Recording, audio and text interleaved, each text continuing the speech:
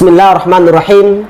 Assalamualaikum warahmatullahi wabarakatuh. Sahabat Quran, ayah, bunda, abang, kakak, teman, sahabat yang baik yang dirahmati oleh Allah Subhanahu wa taala. Semoga hari-hari kita senantiasa dalam rahmat dan lindungan Allah, dan mudah-mudahan kawan, teman, sahabat tentunya senantiasa dijaga oleh Allah dalam segala aktivitasnya. Ustadz, apa kabar? Alhamdulillah baik. Masya Allah. Ustadz, ini kan ada banyak sekali pertanyaan nih Ustadz tentang kegelisahan yang sering terjadi di dunia anak remaja nih Ustadz. Karena memang namanya anak-anak zaman now ya bahasanya kan. Terus dunia anak-anak remaja ini kan bervariasi ya, karakternya, sikapnya, kemudian setiap orang kan punya ekspresinya beda-beda. Ada yang bertanya, apalagi mereka sudah berinjak dewasa, bagaimana sih caranya nih mengatasi orang yang galau karena apalagi sekarang masalah putus cinta ya. Nah itu pacarnya putus, kemudian dia pusing, bahkan akhirnya kadang nggak makan, nggak minum, ditanyain sama orang, kenapa nggak makan, nggak minum, nggak kasih tahu itu jawabannya. Ternyata tahu-tahu gini, oh pacarnya diputusin atau dia diputus sama pacarnya. Kira-kira nih Ustadz, obatnya apa sehingga orang-orang yang melakukan hal demikian, yang gelisah karena bukan dekat dengan Allah tapi gelisah karena cinta, gelisah karena pacarnya, apa obatnya nih Ustaz? Jadi kita kembali ke firman Allah saja. Allah Subhanahu wa taala menegaskan, wala taqrabuz zina innahu kana fahisyatan wa sa'a sabila. Jangan sekali-kali kamu mengantarkan dirimu untuk dekat dengan perbuatan zina. Masya Allah. Ya, karena sesungguhnya perbuatan zina itu akan mengantarkan dirimu ke tempat yang terpuruk. Ya, konsep tadi yang Ustadz sampaikan, yaitu semua dasarnya karena mereka larinya ke perbuatan yang mendekatkan diri mereka kepada zina. Ya, mohon maaf, terkadang anak-anak remaja saat sekarang ini nih, ya pacaran melebihi orang yang sudah menikah. Ya, jadi harusnya nggak boleh. Sebenarnya nggak boleh, sebab dalam Islam itu nggak ada pacaran dalam konteks syariah, itu nggak ada.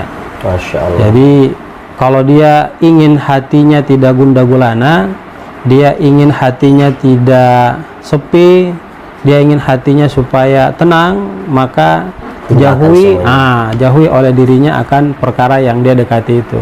Mungkin boleh jadi karena ya tadi Ustadz bilang bahwa karena sesuatu yang tidak baik akhirnya juga melahirkan dalam diri kita tidak yang baik juga. Tapi kalau dia buang jauh-jauh itu yang tidak baik, kemudian dia dekat sama Allah, dia minta sama Allah, mungkin pasti Allah juga akan berikan terbaik buat hidupnya gitu ya Ustadz. Ya, jadi mereka salah memahami konsep hidup ya. Konsep hidup ya, karena kalau diputus cinta langsung seakan-akan mereka nggak mau bergerak. Iya betul. Coba bayangin aja Ustadz, putus cinta sudah seperti begitu. Dia nggak sedih ketika dia nggak sholat subuh, duhur, asar, maghrib, isya. Apalagi dia nggak ngaji dan sebagainya.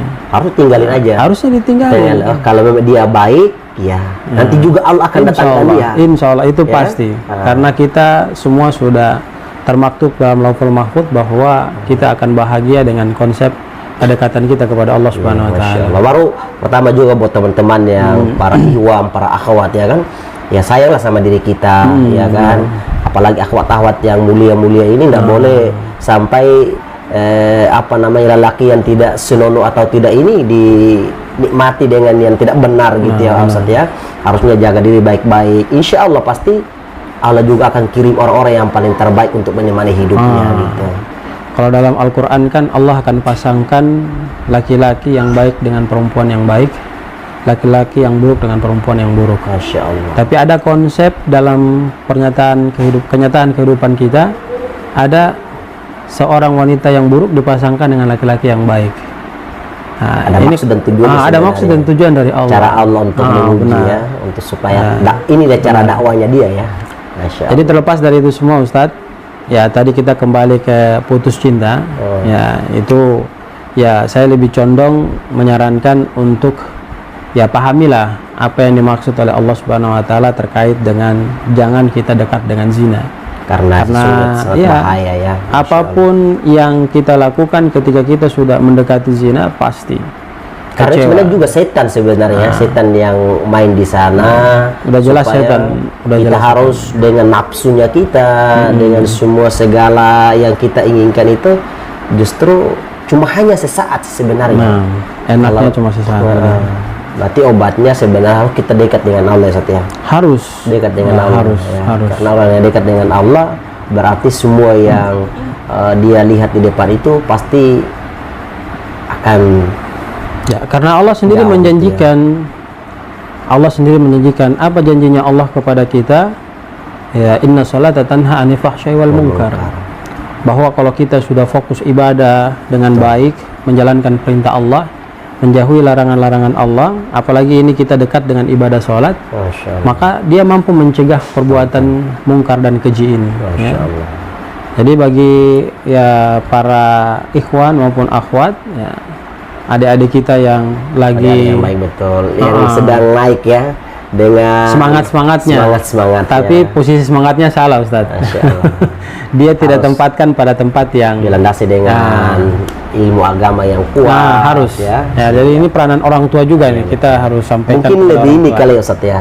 Untuk cara mengatasi kayak gini memang harus bergaul dengan orang baik, datang ke majelis-majelis taklim, sehingga di sana mengecaslah imannya, dapat ilmu, dapat motivasi dari para guru-guru, sehingga mereka tahu benar bahwa memang ini sangat dilarang, tidak boleh kita dekati, dan para akhwat juga harus menjaga dirinya baik-baik karena dirinya sangat mulia sekali gitu kan. Jadi saya setuju dengan apa yang tadi disampaikan, sebab Nabi sendiri mengatakan man tasyabba biqaumin fahuwa minhum. Betul. Jadi kalau dia bergaul dengan orang baik, pasti dia baik. Tapi kalau dia bergaul dengan orang salah, dia akan salah. Masya Allah. Tadinya dia tidak pacaran, bergaul dengan teman yang suka pacaran, pasti dia pacaran. Masya Maaf, tadinya dia tidak suka pegang-pegang. Tapi karena bergaul dengan teman, dia ngeliat temannya pegang-pegang, dia pegang-pegang juga. Nah, kalau sudah pacaran pegang-pegang, apa yang terjadi, Ustaz? Nah, Pegang sambil PSS. nah, ini yang tidak boleh. Kita harus sampaikan ke orang tua supaya Iya, harus. jangan Peran orang tua juga semudah penting, ya. jangan semudah itu membiarkan anak gadisnya diambil sama laki-laki yang belum bukan mahramnya. Kan kadang Kalau bertanggung jawab juga sebenarnya. kan ya. kadang mereka datang, assalamualaikum bunda, bisa ngajak si ini nggak, si Fulan nggak? Oh ya silakan. Nah, ini orang tua juga salah di sini. Akhirnya jalannya 2-3 minggu dapat angin lagi ya. dapat Makin masuk angin, makanya. Masya Allah. Kasihanlah para akhwat yang baik. Kalian orang baik insya Allah. Amin amin. Ya kan Ustadz ya? Insya Allah pasti Allah juga jaga. Allah juga udah siapkan orang-orang yang pilihan untuk menemani kalian insya Allah. Terus Ustadz, kira-kira kesimpulannya apa nih Ustadz? Kesimpulannya sederhana saja. Ya, paksakan diri kita untuk meninggalkan sesuatu yang diharamkan oleh Allah. Masya Allah. Ya.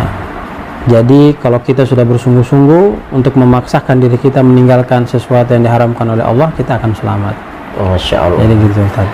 Di apapun kita harus memaksakan diri kita agar kita dekat dengan Allah, dan juga harus kita ikhlas meninggalkan sesuatu yang memang sangat diharamkan oleh Allah, walaupun itu rasanya enak ya Ustaz ya. Masya Allah.